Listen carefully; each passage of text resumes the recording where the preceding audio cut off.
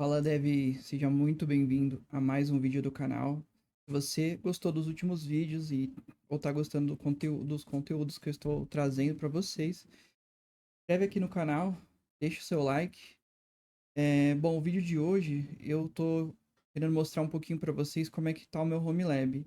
Eu instalei aqui o Cômodo, que é um gerenciador de containers aqui do Docker, para me auxiliar em alguns deploy, implementações, POCs e até disponibilização de algumas POCs em produção, para facilitar meu dia a dia, eu não ter que ficar toda hora entrando em SSH e dando comando para ver se o servidor tá com algum problema, se eu tenho que ver o log ou algo do tipo. Tudo facilita dentro do cômodo, eu reduzo minha escrita de linha de comando. Então, o que eu quero mostrar para vocês é como que eu posso subir a minha aplicação aqui, como eu atualizo, como que eu faço os builds, o deploy final, né? E as possibilidades que a gente tem por aqui, tá? E a sincronização até para você subir uma imagem sua privada dentro do GitHub, uma imagem do Docker, tá? Para você poder utilizar de outras formas aí. Bom, bora lá.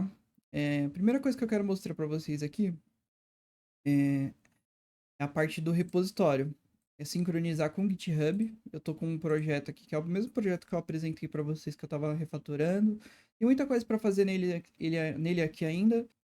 Bom, e o que eu vou ter que fazer, tá?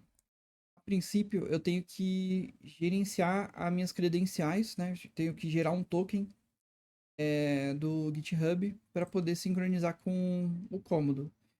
Eu já fiz isso, mas eu vou mostrar para vocês como é que faz, tá? Vou entrar aqui no Settings, ou em Providers, e aqui você vai cadastrar um novo provider, né? Vai dar um New, vai colocar github.com, vai colocar seu nome de usuário, que é esse aqui em cima, depois da URL do github.com, e aqui é o nome do seu projeto. Aqui, bem tranquilo. O token, você vai gerar aqui, ó. Vai no teu perfil não, né? Mas qualquer página do GitHub você vai conseguir acessar essa parte aqui, ó. no, no ícone aqui do teu perfil, vai em Settings. Aqui embaixo, bem no finalzinho, vai ter Develop Settings. Aí você vai criar um token. Você pode optar por um token clássico ou esse novo modelo de token. Eu usei o token clássico porque eu já estou acostumado com isso, né? E porque ele não tem inspiração, mas não é recomendado, tá? Utilizar um token sem inspiração. Como é que é Home Lab? É um ambiente totalmente LAN, privado, não tem exposição à nuvem, eu deixei sem inspiração. O que que eu vou fazer aqui? Eu vou gerar um token, um new token classic, né? Que é o que eu acabei de falar. Aqui ele vai pedir minhas credenciais, deixa eu só pegar aqui. Bom, a gente já tá logado aqui, né? Já coloquei minhas credenciais.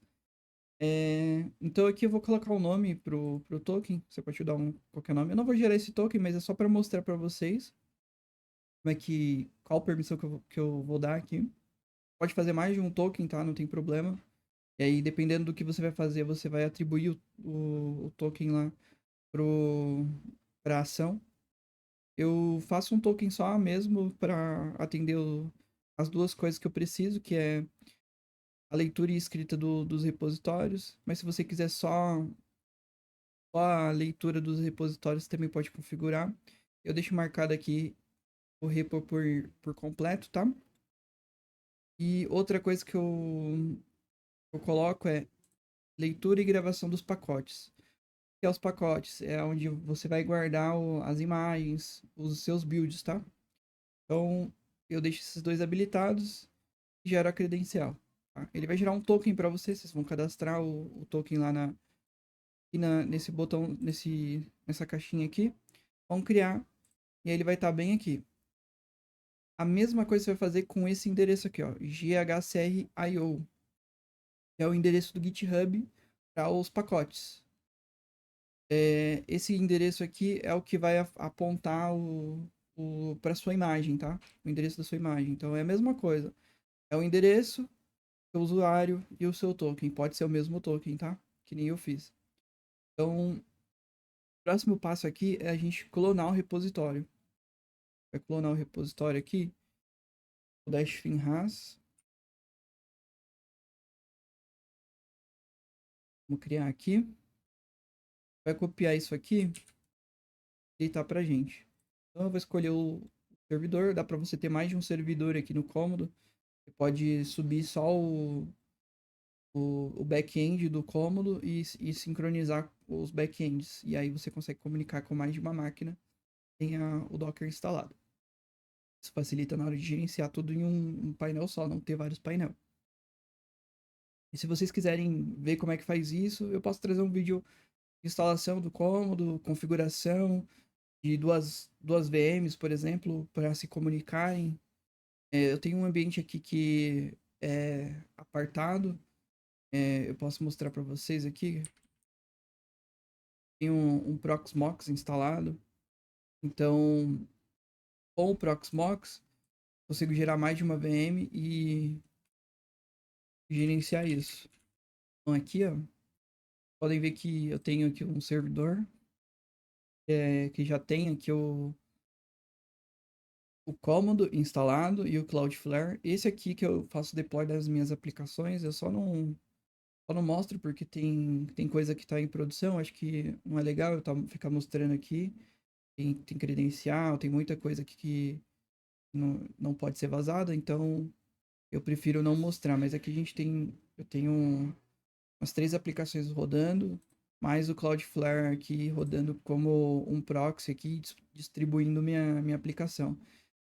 Como eu tô numa CGNAT, né, numa conexão que eu não tô exposto diretamente à internet, né, e então eu não posso expor a minha máquina direto. Então eu uso Cloudflare, né? Tem vários outros serviços que fazem isso, mas eu tô usando o da Cloudflare. Eu gosto bastante, já tá sincronizado com meus domínios e é muito mais fácil de configurar. Então, se vocês quiserem ver vídeo também da Cloudflare, eu pego um domínio aí separado para poder é, brincar com vocês, mostrar como é que configura, como é que sobe uma aplicação, como deixar ela pública e tudo mais, tá? Bom, então eu consigo fazer essa VM aqui para vocês, para demonstrar que dá para sincronizar mais de um serviço do cômodo e fica mais fácil para vocês gerenciar tudo em uma tela só, né? Não ter mais de um dashboard. Então, voltando aqui, vamos lá. Vou selecionar o servidor. O build também vai ser o builder vai ser o local. O provider eu deixar o GitHub mesmo, que vai ser ele. A conta já está aqui. A conta que a gente cadastrou lá. O repositório é esse aqui. A branch, a gente vai selecionar a branch. A gente vai selecionar a branch que a gente já colocou os containers, né? Já criou a Docker aqui. Docker file. Então, vou selecionar a branch aqui. Eu não vou selecionar um commit específico. O path de clone também não precisa ser em algum path específico. As variáveis também não importam. Bom, aqui eu vou só salvar, tá? Para mim, no momento eu não tenho muito o que fazer aqui, tá? Beleza. Fiz isso. Pode ver que a gente já tem aí o configuração, então a gente já pode fazer o que? O clone, né? Então eu vou clicar em clone aqui, é super rápido o clone. Você clicar aqui, você consegue ver que ele já clonou, já passou minhas credenciais, fez o clone aqui no repositório, já tá tudo lá no diretório certinho. Se vocês quiserem ver, vocês podem entrar lá no SSH de vocês e vocês conseguem dar uma olhada. Aqui tem um diretório onde fica, ó. Ele vai estar lá dentro da pasta etc cômodo repos. Se no de vocês estiver diferente, não tem problema. É só olhar por aqui que vocês vão encontrar, tá? Depois do repositório feito, a gente vai fazer o quê? A gente vai fazer uma imagem com base no repositório. Como eu falei, dentro da branch aqui, eu já fiz o Dockerfile. Então, a única coisa que eu tenho que fazer é apontar a pasta e o nome do arquivo. O nome do arquivo é padrão, não preciso passar. Então, vamos criar aqui, fazer um build, né, de uma imagem do Docker, selecionar o local, repo, né. A gente poderia estar utilizando um Dockerfile escrito por nós aqui mesmo, mas como a gente já tem um Dockerfile pré-moldado, já tudo bonitinho, dentro de um repositório versionado, onde a gente não perde, eu prefiro fazer dessa forma, utilizar o GitHub para nos ajudar nessa situação. Mas se você tiver algum arquivo também, você pode utilizar, é só apontar o diretório onde está o arquivo, vai dar, vai dar tudo certo, tá? Então vamos para o Git, vamos selecionar aqui o repositório que a gente já tem sincronizado, tá? Já está aqui. A versão a gente pode deixar para ele gerar automático, auto-incrementado, tá? Eu deixo assim. Diretório. A gente vai colocar ponto barra e o diretório onde ele se encontra, né? Então ele está dentro do... Vamos supor, né? Fez o clone. Ele vai estar nessa pasta aqui. Essa é a raiz. Então o ponto barra é essa aqui. Essa pasta aqui. Entrei no back-end, ponto barra back-end. Barra Dockerfile. Beleza? Porque eu nem precisaria me preocupar, já está aqui. Eu posso também fazer com que ele suba uma imagem, o build dessa imagem lá no meu repositório do Git. A gente vai fazer isso, tá? Vou mostrar para vocês como é que fica. Deixar já aberto aqui.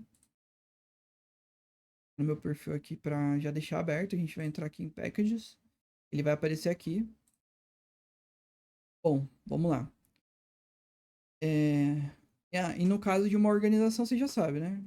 Só clicar em Custom, adicionar aqui a organização, ele já vai salvar lá direto na organização que vocês tenham, tá? Bom, se vocês quiserem colocar um nome específico para a imagem, eu vou colocar esse mesmo nome aqui. Dash minúsculo, em ras, colocar uma tag de dev.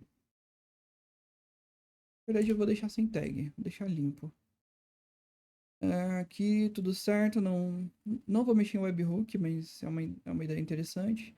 Ele gera um modelo de URL que você pode utilizar, é só substituir isso aqui pelo endereço daqui. Como isso aqui é privado, o GitHub não alcança, então não dá para usar o webhook.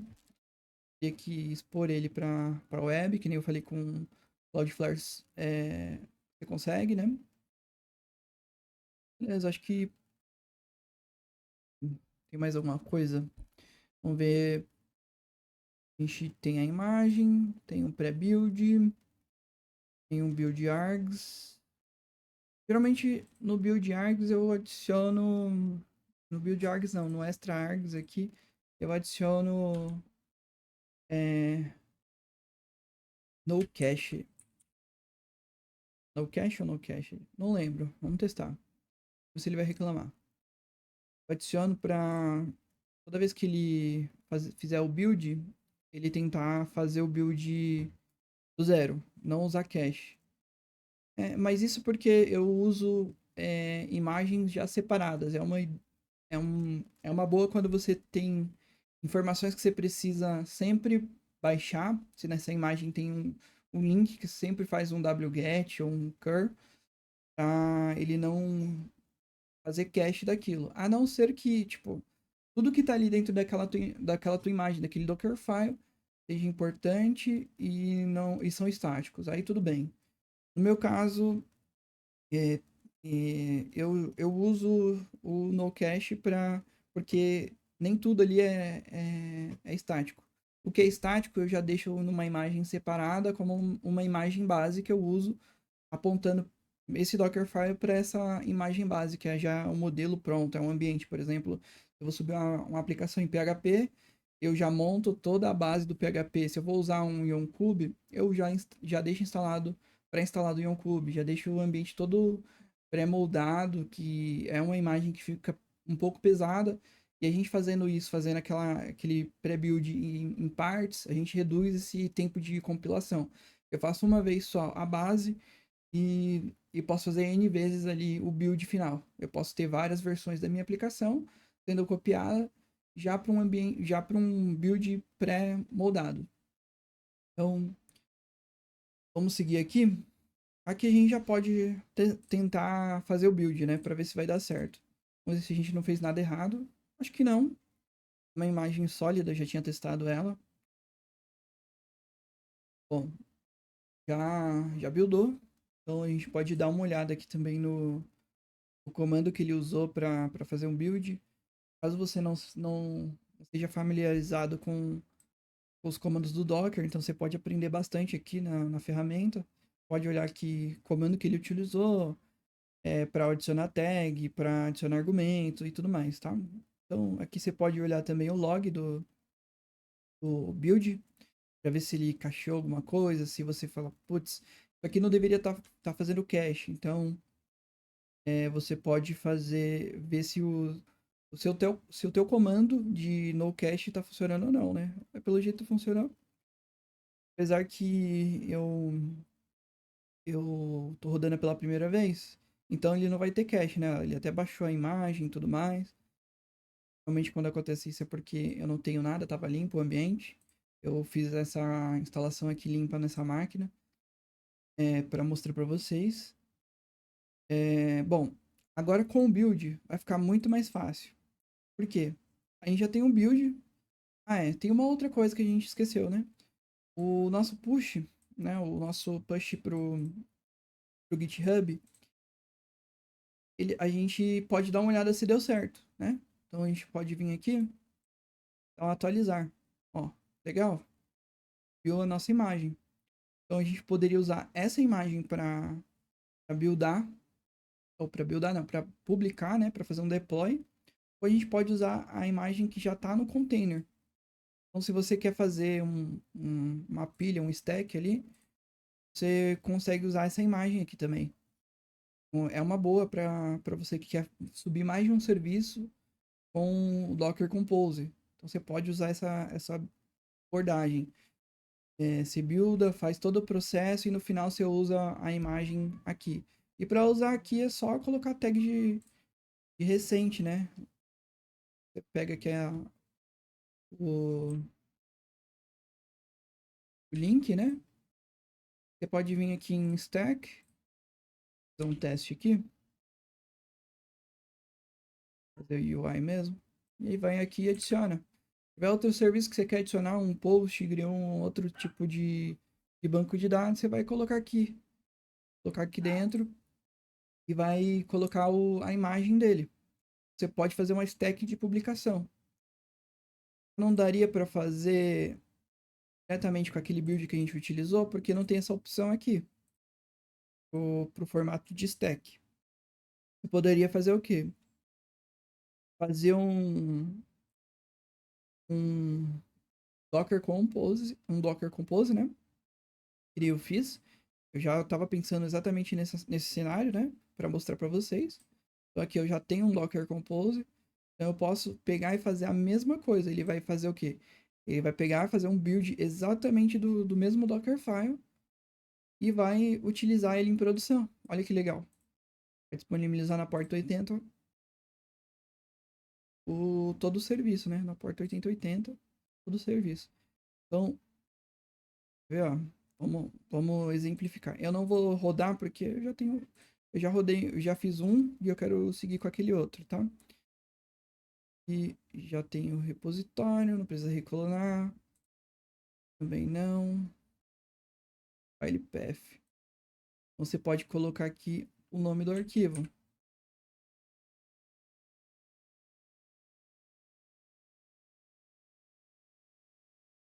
Olha só. Ponto barra.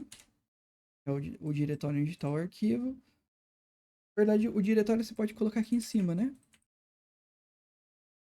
Diretório em cima, o file path embaixo. Olha que legal. Aqui você passa suas variáveis. Você vai passar todas as variáveis, vai salvar e vai fazer o deploy. Nesse exemplo de compose, eu estou usando só a imagem desse container, mas eu poderia utilizar a imagem desse container, poderia subir um engine, eu poderia utilizar um Postgre para rodar aqui junto, uma pilha, né, de serviços. Poderia usar o front-end aqui também junto com o back-end para minimizar o esforço de consulta na API, né? Então, vai muito do que você quer disponibilizar para produção, tá? Para sua produção, né? Para o seu ambiente Home Lab. Que é um ótimo caminho para você começar a fazer deploy das suas aplicações. Então, vamos usar essa imagem aqui dentro desse deploy. Então, a gente vai colocar aqui o dash finres, criar. Quer colocar uma tag, você pode colocar uma tag também. Eu não tenho nenhuma tag, então não vou colocar nada. Bom, você poderia usar a imagem que eu falei, né? Que eu mostrei para vocês, né? Então, aqui você poderia colocar essa imagem, apontar a conta que vai autenticar para baixar essa imagem e definir qual a conexão que ele vai ter. Se ele vai ter uma conexão com o Keycloak, se ele vai ter uma conexão com um Postgre que está separado em outro network. Nesse caso aqui eu vou usar o Bridge para poder definir a porta também que eu quero disponibilizar. Porque se eu deixar host aqui, ele vai subir com a porta que tiver. Ou até mesmo vai ficar só interno, né? Acredito que esse host fica só interno. Não cheguei a testar 100%. Eu subi uma aplicação em host e que não tava externando, né, a aplicação. Aí eu voltei para Bridge e funcionou normalmente. Eu apontei uma porta aqui. Acredito que seja isso, tá? Seja só para local, um Docker comunicando com o outro. Não sou 100%, não tenho 100% de certeza, porque eu também não tenho 100% de conhecimento do Docker. Eu utilizo ele no dia a dia, mas não me aprofundei muito nele, tá? Tudo que eu preciso de fazer, eu vou lá e pesquiso. Então, vamos utilizar o Bridge e vou pegar uma colinha. Eu vou colocar nessa porta, vai ficar subindo na 81 e ele sobe automaticamente internamente na 80, que eu já tinha configurado o Dockerfile, se você dá uma olhada, já está expondo na porta 80. Aqui a configuração também está na porta 80, a gente consegue sobrescrever essas configurações, tá? Passando por argumentos, são configurações que ficam nas variáveis de ambiente, tá? Para sobrescrever. Tanto elas quanto as do App Settings também. Então, para quem não tem familiaridade com deploy, então o ASP.NET nos ajuda nisso, né? A plataforma .NET nos facilita nessa parte de deploy. Então, aqui, o que eu vou fazer, tá? Eu vou deixar no formato ambiente develop, porque eu quero mostrar para vocês que subiu mesmo a aplicação. Porque se eu não colocar no modo develop, ela não sobe, a aplicação não vai subir o Swagger, tá? Então a gente vai colocar aqui as variáveis de ambiente. Só para explicar rapidamente, eu tenho aqui no App Settings, vou mostrar aqui para vocês o App Settings, para facilitar o entendimento, tá? Bom, aqui dentro do meu App Settings, eu tenho essa configuração, essas variáveis de ambiente que eu vou utilizar. Ele carrega dentro da aplicação. Então, eu tenho JWT e dentro do JWT eu tenho as configurações. Então, para eu substituir o valor que está dentro de cada variável aqui, eu tenho que fazer passar a nomenclatura corretamente dele. Se a gente fosse usar no código, a gente utilizaria jwt.authorizationurl, por exemplo. Já para passar nas variáveis de ambiente, eu utilizo o underline 2 vezes. Ele vai representar o ponto pra gente, tá? Então, esse aqui é o pulo do gato para vocês. Então, bem simples. Passou o nome do carinha, da configuração, ele já vai aceitar, ele já vai inicializar com isso, tá? Então, eu já tenho aqui um serviço que eu subi, um banco que eu já subi aqui no cômodo, né? Na outra máquina que eu mostrei para vocês. É, já tá pré-moldado. Ah, eu tenho uma configuração também que é meio chatinha, que é a do Keycloak, para ele comunicar. Não, ele não comunica bem. A gente vai jogar em bridge mesmo. Eu poderia colocar dentro do Keycloak também, para facilitar a comunicação. Acho que eu vou deixar dentro da rede do Keycloak. É, se você quiser também, você pode criar uma rede antes de fazer qualquer coisa. Você pode criar uma rede já. Dá uma pesquisada nos documentos do Docker. E eu vou fazer o que mais? Ah, eu vou restartar apenas se eu falhar. Restartar quando falhar, pra gente ficar monitorando isso aqui e ver os logs. Se falhar alguma coisa, a gente vai monitorar. O que mais que a gente pode fazer? Colocar tag não. Algum comando também não. Se vocês forem ver, aqui tem um link que te ajuda. Já te dá um caminho direto para o Docker, para a documentação do Docker, para facilitar. Se você quiser passar argumentos também, dá para você passar. Também é tranquilo, você consegue fazer a mesma coisa que eu fiz naquela hora. Vamos salvar, vamos ter mais delongas, né?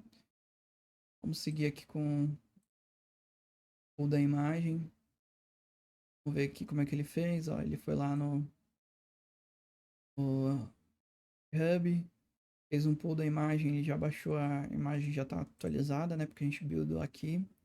E aqui a gente já vai deployar, né? Já vai clicar em deploy.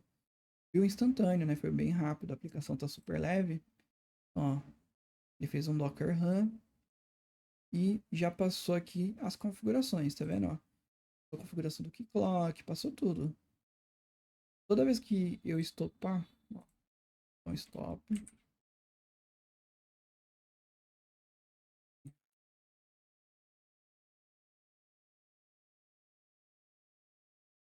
E, ó, ele só deu Docker Start Dash Pinhas, porque ele já vai ter lá as variáveis que ele vai utilizar, tá? Depois da primeira vez que você rodou, ele já tem lá as variáveis que você definiu. O Docker, ele te ajuda nisso, tá?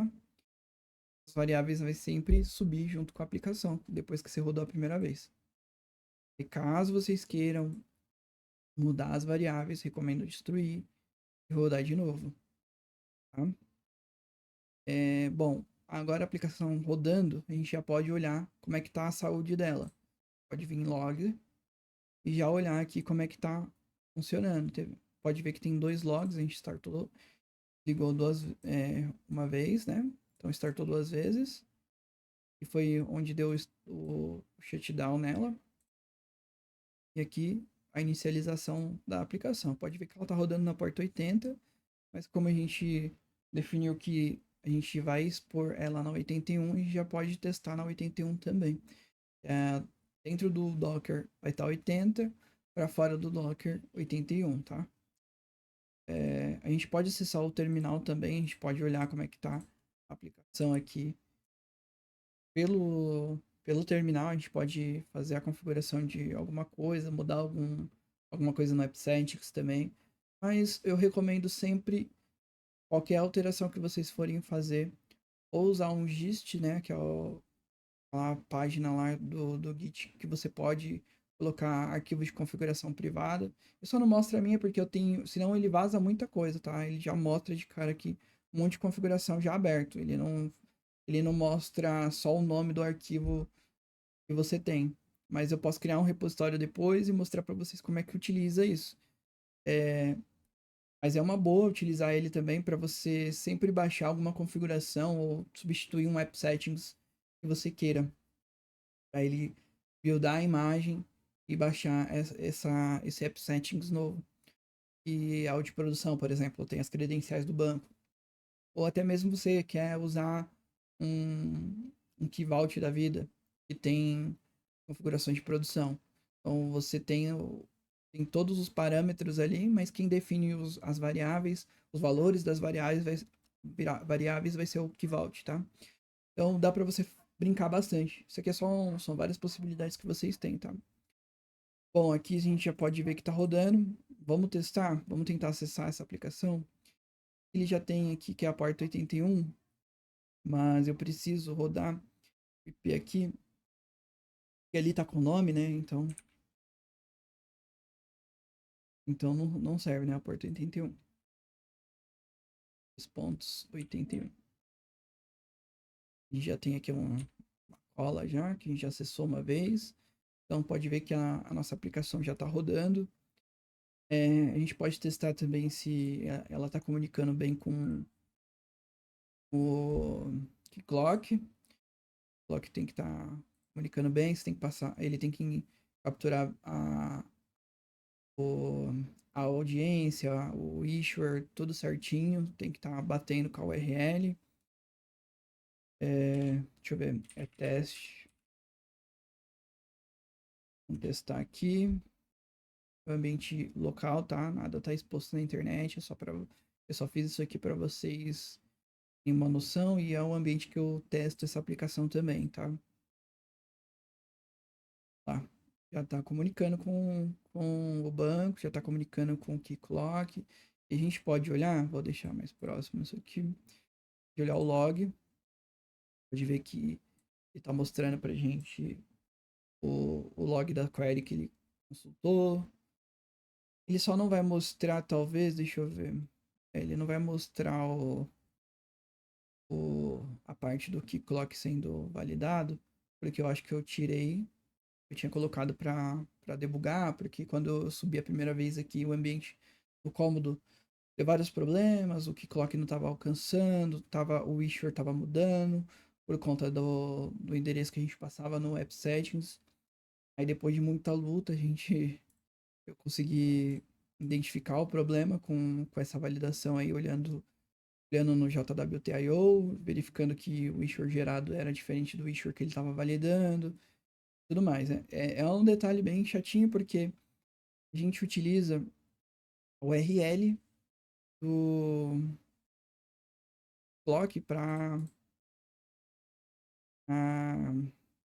ele pegar as configurações, né? Por exemplo, ó, isso aqui não vai acessar, peraí.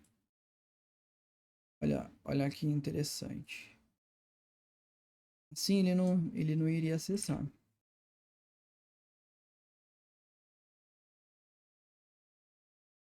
Olha o que faz a URL. A URL já mudou o endereço, tá vendo? Ó? O endereço tá o endereço de IP. Então, se eu passo esse carinha com o endereço de IP, todas as outras coisas têm que passar também com o endereço de IP. Então, uma forma que eu tive de não passar todas as configurações de variáveis foi passar o nome da aplicação lá dentro. Ele gerou com o padrão que ele já está acostumado a fazer, que é usar o host da máquina. Eu já tinha deixado para ele pré-configurado para ele utilizar. E se eu utilizo o IP, ele vai passar e vai retornar o IP. Então, se o issuer não bate, a autenticação vai falhar, tá? Então, são vários detalhezinhos que quando você vai brincando, você vai conhecendo as aplicações, você já vai tendo uma noção, um feeling maior. Isso ajuda bastante no dia a dia de trabalho também, tá? Espero que vocês gostem. Deixa o like, se inscreve no canal. Se vocês curtindo o conteúdo. Também deixe sugestões aqui também nos comentários. Beleza, gente? Valeu. Espero vocês no próximo vídeo.